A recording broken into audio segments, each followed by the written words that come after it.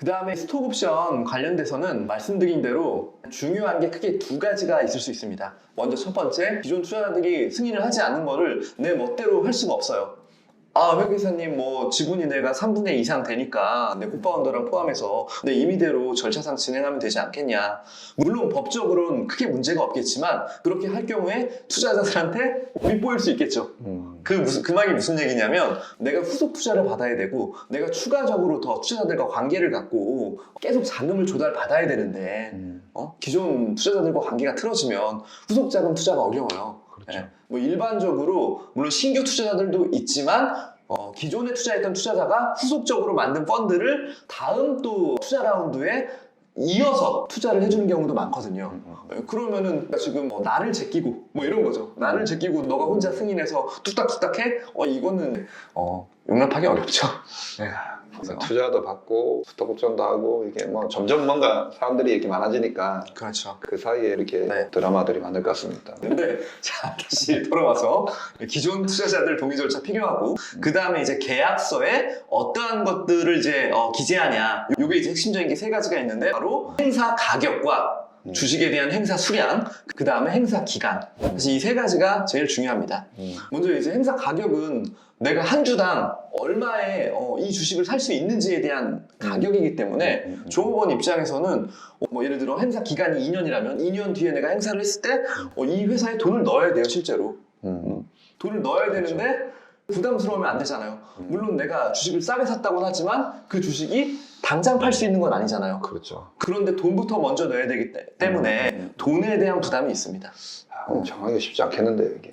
그래서 어떻게 보면 그 2년 동안 안 좋게 얘기하면 노예계약이다. 이게 그렇게 볼 수도 있고. 그래서 행사 가격을 결정하는 부분이 있고 행사 수량은 실질적으로 기존 투자자들의 지분 희석과 밀접하게 이제 관계가 있기 때문에 그 수량을 결정하는 것도 협의가 돼야 되는 부분입니다. 그럼 이 수량과 가격을 어느 정도는 가이드가 있나요? 예를 들면 이 정도 기업 규모 이런 상황이면은 지금 가격에 어느 정도의 약간 그런 건 없나요? 사실 그런 거를 참고로 하려는 대표님들도 계신데 사실 가장 중요한 건 대표님의 의지예요.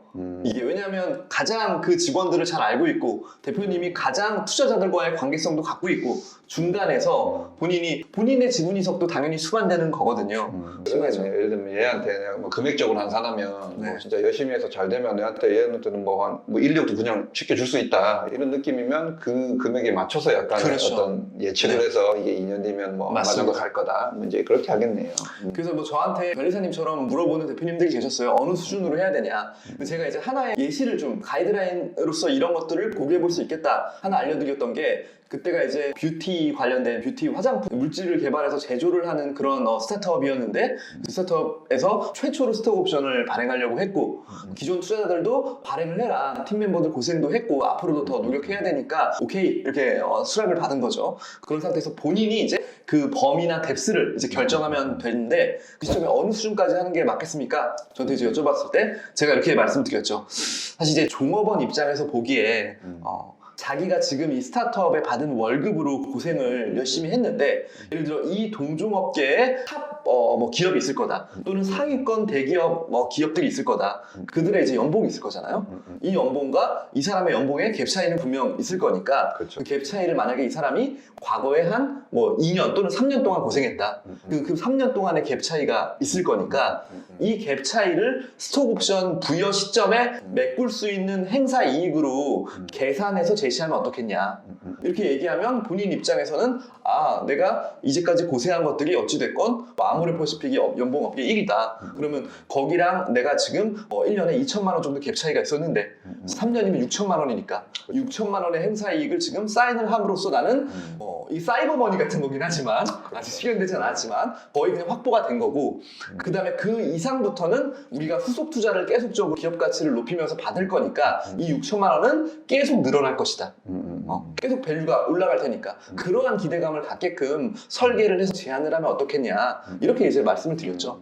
뭔가 나름 업계 대비 그렇죠. 상대적인 거기 때문에 사실 연봉이라는 거는 맞습니다. 물론 절대적인 금액을 막 수억을 얹어드리고 싶긴 하겠지만 핵심 멤버들이 있고 또 영입이 되는 순간에서 스톡 옵션을 부여돼야 하는 그렇죠. 그런 미션들이 있기 때문에 사실은 많이 부여되는 건 좀 부담스러운 경우가 많아요.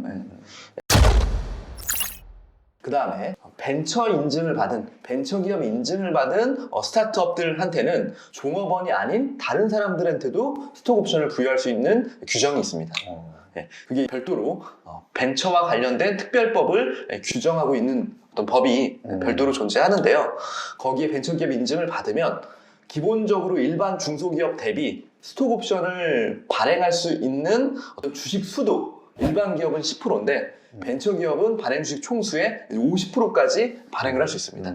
훨씬 더 외부에 있는 사람한테 줄 수가 있다는 거. 그렇죠. 종업원이 아니고. 네, 부여 대상자도 중소기업이면 일반적인 회사의 임직원인데 벤처기업 인증을 받았으면 임직원을 포함해서 뭐 변리사님, 변호사, 뭐 회계사, 대학의 어떤 의사, 선생님들, 교수님들 이런 분들에게 스톡 옵션을 부여해 주기도 하시죠. 그런 분들을 이렇게 고용으로 끌어안기는 일단 너무 부담스러우니까. 그렇죠. 별로 돈도 관심 없어요, 그분들은. 그렇죠. 그런 취지에서 또 그 사람들에게도 뭔가 열심히 하고 싶은 동기부여를 줘야 되니까 그런 게 있겠네요. 그렇죠. 그렇게 부여 대상자도 되게 넓게 설정을 할 수 있고요. 또 다른 이제 장점이 벤처기업은 행사가액을 결정할 때 액면가랑 그 다음에 상증세법 주식평가 이 둘 중에 큰 금액으로 발행을 할 수 있습니다. 아까 말씀드린 대로 행사가액이 낮으면 낮을수록 좋거든요. 그렇죠. 종업원 입장에서 한 주당 내가 회사에 넣을 돈을 행사가액이라고 얘기하기 때문에. 하지만 일반 중소기업은 액면가랑 그 주식의 실질가액 둘 중에 큰 금액으로 하기 때문에 즉 중소기업은 내가 행사 가액을 그 시점에 설정할 때 그 시점에 그 회사의 기업 가치대로 주식을 설정해야 돼요. 행사 가액을. 예를 들어 지금 내가 최근에 투자받은 기업 가치가 한 주당 10만 원이다. 지금 시점에 스톡옵션 계약서를 체결하려고 하면 아마 실질 가액의 사실 정의나 내용들은 조금 더 디테일한 내용은 봐야겠지만 그냥 지금 제3자 유증으로 한 주당 10만 원이라는 주식 가치를 인정받았기 때문에 최소 이 가격 이상으로는 행사 가액이 설정돼야 되는 상황인 거죠. 반면에 이제 벤처기업에서는 발행가액이 10만 원으로 기존 외부 투자자가 들어왔지만 실제 상증세법 주식평가를 했을 때 한 주당 주식이 만 원인 거예요. 액면가는 5천 원이고 그 5천 원과 만 원 중에 큰 금액인 만 원으로 행사가액을 할 수 있기 때문에 이미 나는 행사가액 사인을 하자마자 뭐예요? 한 주당 9만 원의 이익을 보는 거예요. 그렇죠. 네, 한 주당 발행가액이 지금 10만 원으로 투자가 됐는데 만 원의 행사가액을 체결할 수 있으니까 네, 이런 장점이 있습니다. 벤처기업은 상증세법 주식평가로 행사가액을 설정할 수 있다.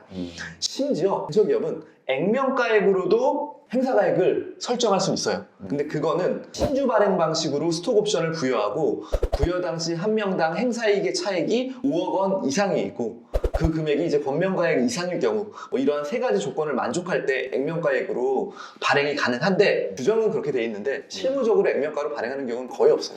투자사들이 가만히 안 있죠. 내가 지금 한 주당 10만 원 했는데 너 500원에 들어온다고? 이해관계가 좀 얽혀 있어서 그 정도까지 하는 경우는 쉽지는 않습니다. 기능적으로 어떤 요건들을 충족하면 할 수는 있다. 하지만 뭐 현실적으로는 아까 말씀드린 대로 상증세법 기준으로 한다거나 아니면 직전 투자 라운드 기준으로 한다거나 뭐 이런 식으로 지금 예를 들어 내가 시리즈 A는 발행가액이 한 주당 10만 원이고 프리 A로 투자를 받았을 때는 한 주당 지금 6만 원이었어요.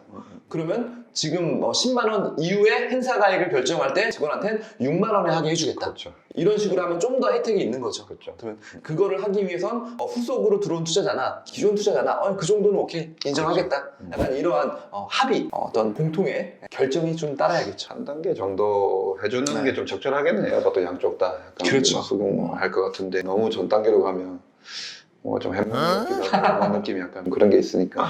네. 그래서 뭐 말씀드린 대로 이렇게 다양하게 어떻게 보면은 행사 가액 측면에서는 이런 고민이 있을 수 있고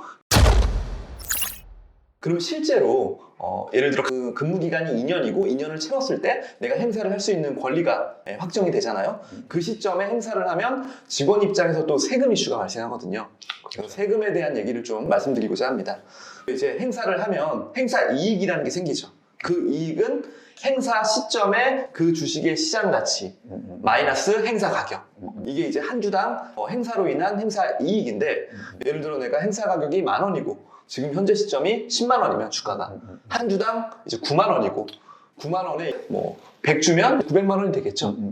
900만 원이라는 행사 이익이 확정이 되는 겁니다. 그래서 내가 세금을 내는데 우선 내가 행사를 하는 시점에 직원이냐 아니면 직원이 아니냐에 따라서 세금에 대한 처분이 달라집니다. 먼저 내가 직원일 경우에 2년 동안 열심히 일했어요. 앞으로도 더 근무를 할 거고 회사 다니면서 행사를 할 건데 그러한 행사 이익에 대해서는 근로소득으로 이제 과세가 되고요. 만약에 내가 퇴사를 했어요. 그래도 그 근무 기간에 대해서 나는 가등 요건을 충족해서 행사를 할 수 있는 권리가 그렇죠. 부여된 거니까 그렇죠. 퇴사한 이후에도 행사를 할 수 있거든요. 행사를 한다면 그 행사 이익에 대해서는 퇴사자이기 때문에 기타 소득으로 세금이 과세가 됩니다.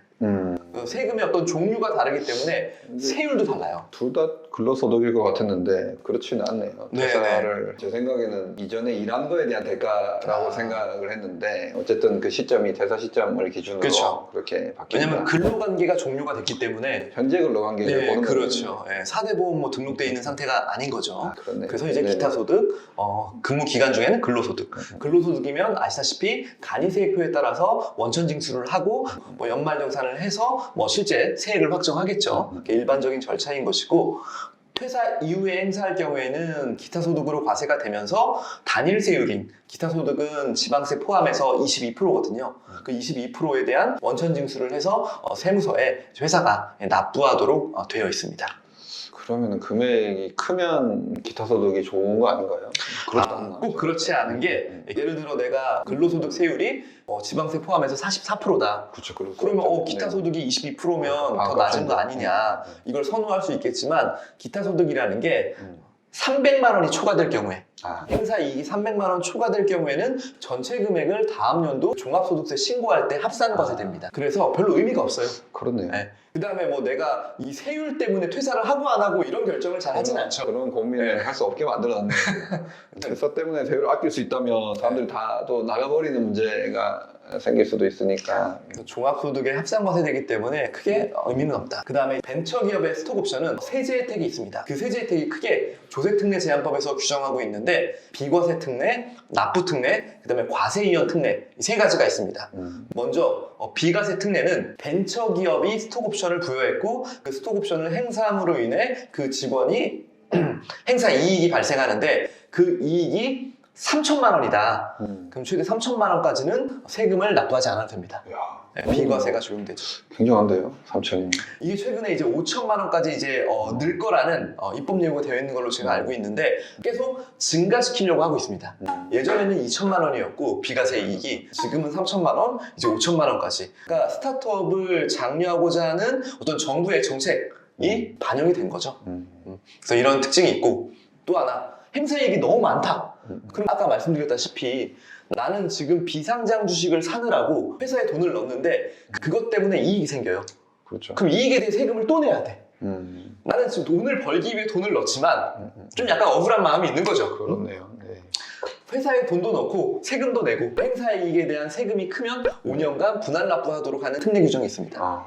그래서 과세 이연 특례라는 거는 너무 이제 뭐 좋은 제도인 거죠. 당장 내가 회사에 넣는 돈도 막연을 해야 되는데 세금까지 또 내는 건 부담이 되니까 나중에 그 주식을 실제로 팔았을 때 세금을 이연시켜 주겠다. 이러한 제도로 보시면 됩니다. 어쨌든 내긴 내야 되는 거네요. 그렇죠. 내긴 내는데 그때는 충분히 낼 용의가 있는 분들이 뭐 많습니다. 그러겠죠. 네, 근데 벌었는데 잘 됐을 그 정도는 그죠, 잘 됐을 테니까 행복한 얘기만 합시다. 또 눈물 날라고 또 안 되는 얘기 하지 마시고 스톡옵션이라는 게 참 그렇습니다. 이게 달콤한 꿀인데 그것들을 향유하기 위해서는 나의 노력도 필요하고 회사도 실제 그 노력에 맞게 성장을 해줘서 그 끝단이 우리가 원하는 결과물이 나와야 나의 스톡옵션도 의미가 생기는 거겠죠. 자, 오늘은 이렇게 스톡옵션에 대해서 알아봤습니다.